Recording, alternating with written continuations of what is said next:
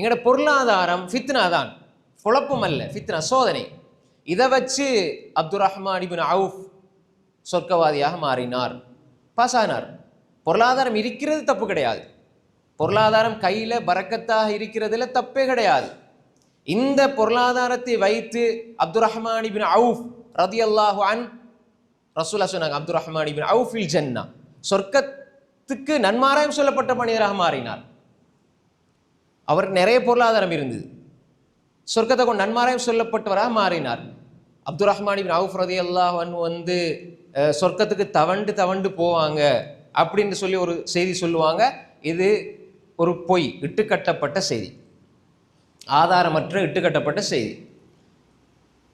ரசூல் ஸல்லல்லாஹு அலைஹி வஸல்லம் ஒரு ஹதீஸில் 10 சஹாபாக்களை சொர்க்கவாதின்னு சொன்னதில் இவங்களையும் சொல்கிறாங்க. அபூ பக்கர் ஃபில் ஜன்னா, உமர் ஃபில் ஜன்னா, உஸ்மான் ஃபில் ஜன்னா, அலி ஃபில் ஜன்னா, தல்ஹா ஃபில் ஜன்னா, ஜுபைர் ஃபில் ஜன்னா, சஅத் இப்னு அபி வக்காஸ் ஃபில் ஜன்னா, சயீத் இப்னு ஸைத் ஃபில் ஜன்னா, அபூ உபைதா இப்னு ஜர்ரா ஃபில் ஜன்னா, அப்துல் ரஹ்மான் இப்னு அவுஃப் ஃபில் ஜன்னா.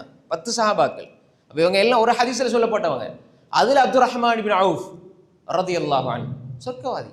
அப்போ அவருடைய பொருளாதாரத்தை பயன்படுத்தி வெற்றி பெற்று கொண்டார். அபூ தல்ஹா பைருஹா அவருக்கு விருப்பமான தோட்டம், பைருஹாண்ட தோட்டம் விருப்பமான தோட்டம்.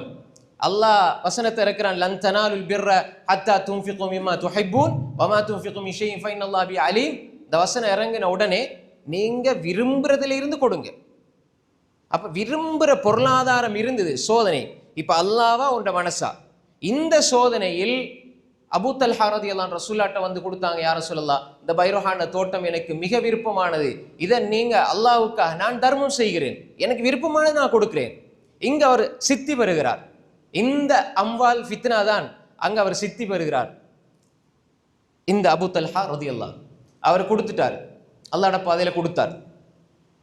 அந்த தோட்டம் விலை உயர்ந்த பெருமதியான தோட்டம். அந்த தோட்டத்தில் ரசூல் ஸல்லல்லாஹு அலைஹி வஸல்லம், முஸ்லிம் உடைய ரிவாயத்தில் வருது, சஹீஹ் முஸ்லிம் அறிவிப்பில், ரசூல் ஸல்லல்லாஹு அலைஹி வஸல்லம் அந்த தோட்டத்துக்கு போவாங்க, ரெஸ்ட் எடுப்பாங்க, ஓய்வாக இருப்பாங்க. அங்கே இருக்கிற கிணறு ஒன்று இருந்தது, அங்கே ஒரு கிணறு இருந்தது. எப்படி இப்போ சம்சம் தண்ணி மாதிரி அங்கே அந்த ஒரு கிணறு, அது போன்றல்ல, அப்படி ஒரு கிணறு. அந்த தண்ணி மதுரமான தண்ணி, அவ்வளோ மதுரமான தண்ணி.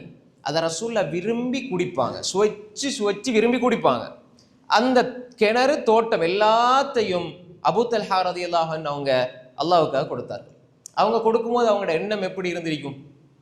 அபூ தல்ஹா ரலியல்லாஹு அன்ஹு அந்த தோட்டத்தை கொடுக்கும் பொழுது அவங்களுக்கு என்ன எண்ணம் இருந்திருக்கும்? இதனால முஸ்லிம்களுக்கு பயன் கிடைக்கும், இதனால எனக்கு நன்மை கிடைக்கும் அப்படின்னு கொடுத்தாங்க, தோட்டமா கொடுத்தாங்க.